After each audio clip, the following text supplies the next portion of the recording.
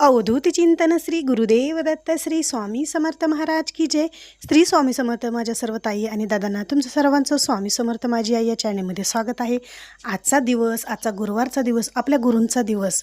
आजचा हा दिवस तुमचा सर्वांचा सुखाचा, समाधानाचा आणि ज्या काही तुमच्या इच्छा आहेत तर त्या इच्छा पूर्ण होण्याचा जाओ ही स्वामीचरणी प्रार्थना.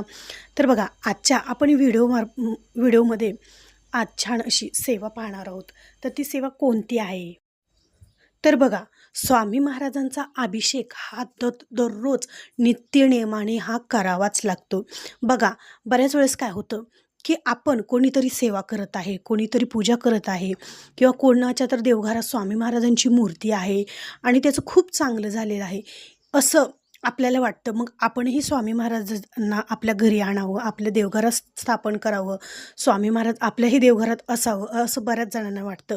पण बघा, फक्त स्वामी महाराजांची मूर्ती आणून घरात ठेवायची, हे फक्त शोसाठी ठेवायची नसती.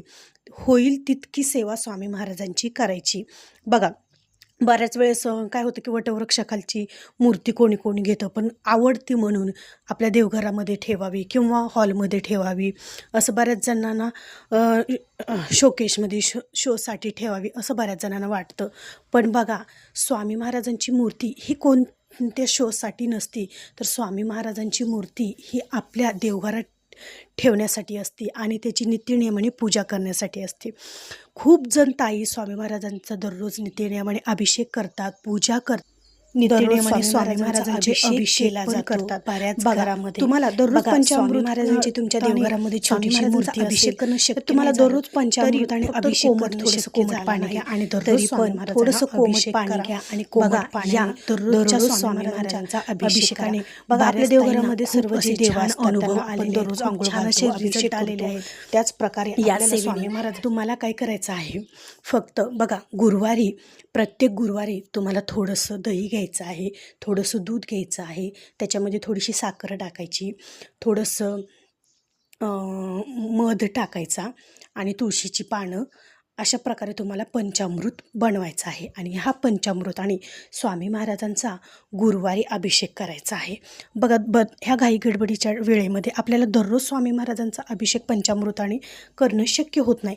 तर तुम्ही काय करायचं आहे, फक्त गुरुवारी स्वामी महाराजांचा पंचामृताने अशा प्रकारे अभिषेक करा. आणि दररोज आपण देवपूजा करतो, मग देवपूजा करताना आपण प्रत्येक देवांना अभिषेक करत असतो, आंघोळ घालत असतो. तर दररोज तुम्हाला स्वामी महाराजांच्या मूर्तीलाही थोडंसं कोमट पाणी घेऊन दररोज अभिषेक घालायचा आहे.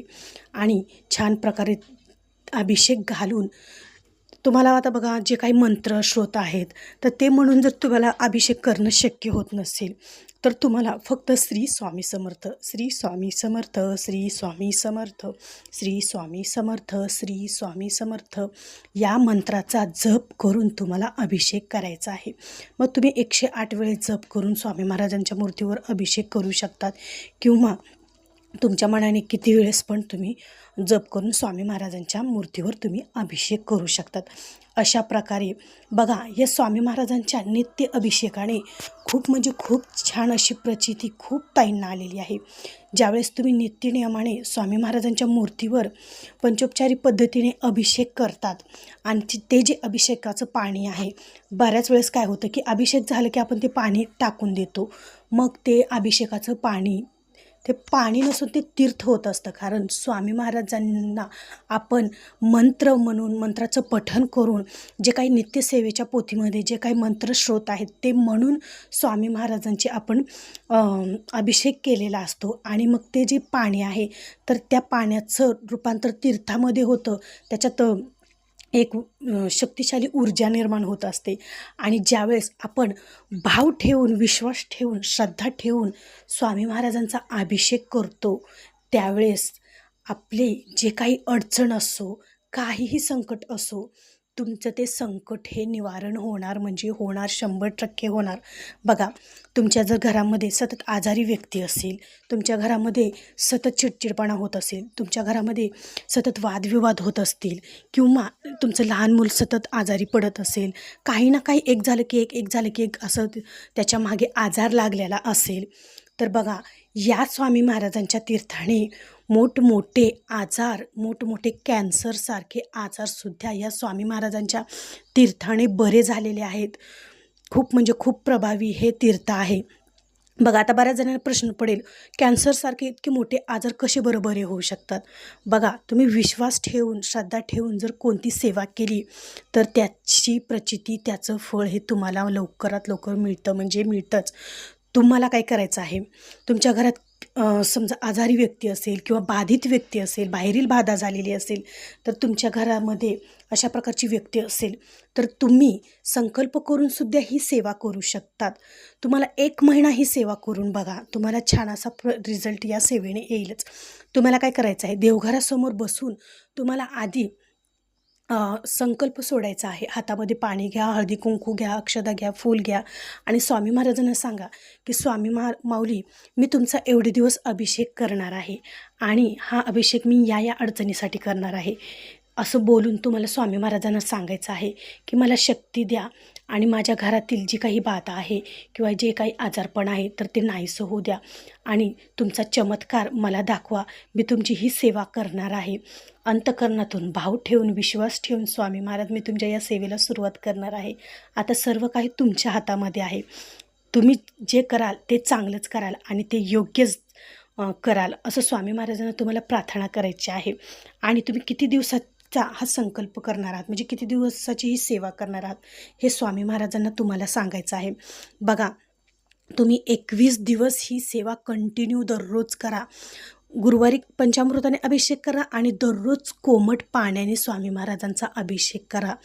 जास्त काही तुम्हाला जी काही नित्यसेवेमध्ये स्त्रीसूक्त पुरुषसूक्त आहे ते म्हणून जास्त वेळ सेवेला लागत असतो. तुम्हाला शक्य असेल तर ते सुद्धा म्हणून तुम्ही सेवा करू शकतात किंवा शक्य नसेल तर फक्त श्री स्वामी समर्थ श्री स्वामी समर्थ या षटाक्षरी मंत्राचा स्वामी महाराजांच्या नामस्मरणाचा जप करून तुम्ही हा स्वामी महाराजांचा अभिषेक करा.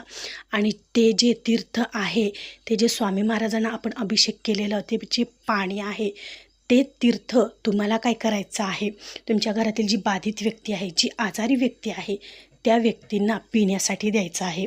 दररोज ते तीर्थ स्वामी महाराजांचा अभिषेक केलेलं ते तीर्थ दररोज घरातील आजारी व्यक्तींना तुम्हाला पिण्यासाठी द्यायचं आहे. तुम्ही स्वतःही प्यायचं आहे, घरातील सर्व व्यक्तींना पिण्यासाठी द्यायचं आहे आणि घरामध्ये चहूकड तुम्हाला ते पाणी तीर्थ शिंपडायचं आहे. आणि नंतर ते उरलेलं जे तीर्थ असतं तर ते तुम्ही तुळशीला सोडून इतर कोणत्याही झाडाला ओतू शकतात. अशा प्रकारे तुम्हाला स्वामी महाराजांचं हे तीर्थ इतकं उपयुक्त पडेल, इतकं प्रभावशाली पडेल की तुम्हाला म्हणजे तुम्ही आशासुद्धा केली नसेल की हे तीर्थ इतकं प्रभावी आहे. इतकं तीर्थ हे स्वामी महाराजांचं प्रभावी आहे.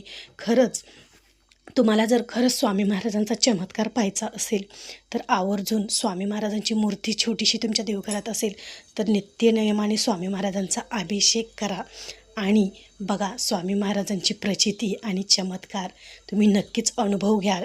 तर इकडे मी गुरुवारी स्वामी महाराजांची पंचामृताने छान असा अभिषेक केलेला आहे आणि हे जे उरलेलं पंचामृत आहे तर मी घरातील सर्व व्यक्ती पिणार आहोत. आणि हे पंचामृत तुम्हाला घरातील सर्व व्यक्तींना पिण्यासाठी द्यायचं आहे आणि जे उरलेलं आहे तर ते तुम्ही झाडाच्या बुडाला ओतून देऊ शकतात. अशा प्रकारे तर असा होता आजचा व्हिडिओ. आवडला असेल तर नक्की लाईक करा, शेअर करा आणि आपल्या चॅनलला जर नवीन असाल तर चॅनलला सबस्क्राईब करा. भेटू पुन्हाच अशा एका नवीन व्हिडिओसोबत, नवीन सेवेसोबत.